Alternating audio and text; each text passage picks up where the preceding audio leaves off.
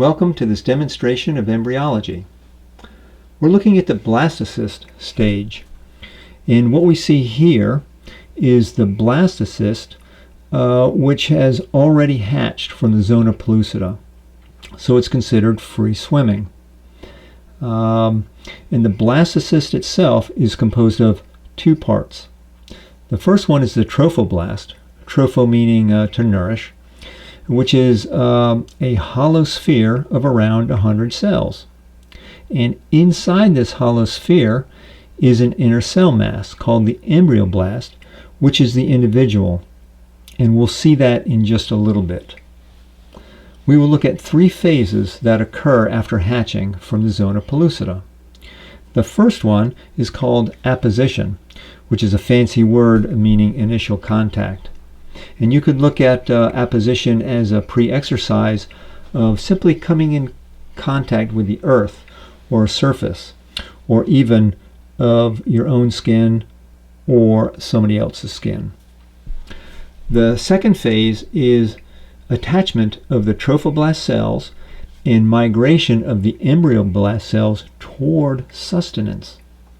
And you could see this as a pre-exercise for something called the tonic labyrinthine response of the baby or the adult, in which the tone of the cells in contact with the earth or of a surface, the tone of the cells increases. The third phase to look at is penetration or invasion of the trophoblast cells into the uterine wall to derive sustenance.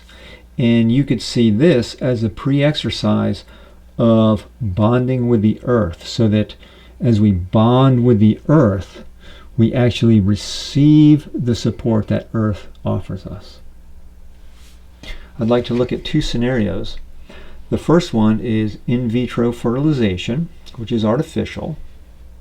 And 5 days after fertilization, the blastocyst hatches out of the Zona Pellucida due to artificial induction. However, that's done in a lab.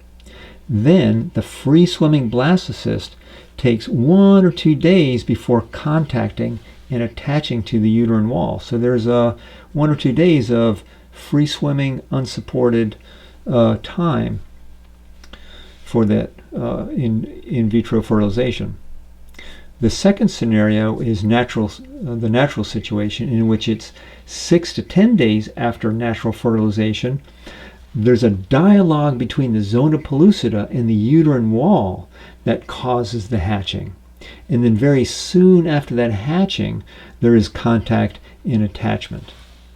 So you could look at this in the natural situation as a pre-exercise to the natural birth at 9 months, in which there's a relationship, a dialogue between the mother and the baby being born.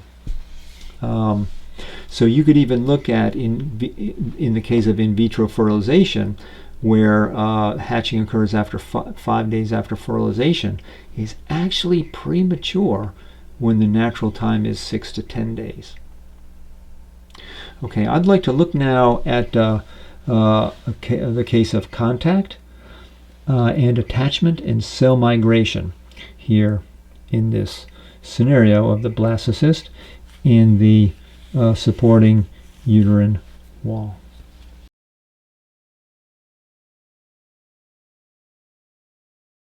How does the blastocyst with the embryoblast inside come into relationship and contact with the uterine wall?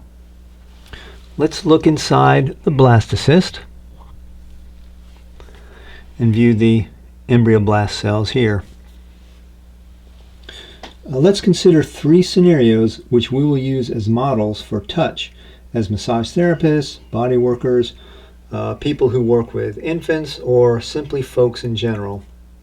And also how modes of touch are modeled in our early embryonic journey. Sort of a pre-exercise, if you will.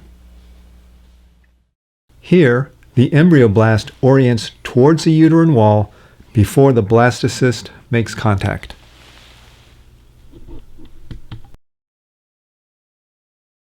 Here, the blastocyst contacts the uterine wall and then adjusts so that the embryoblast is close to the wall. Here, we see the embryoblast making contact with the uterine wall, and then the embryoblast cells migrate within the trophoblast toward the site of contact.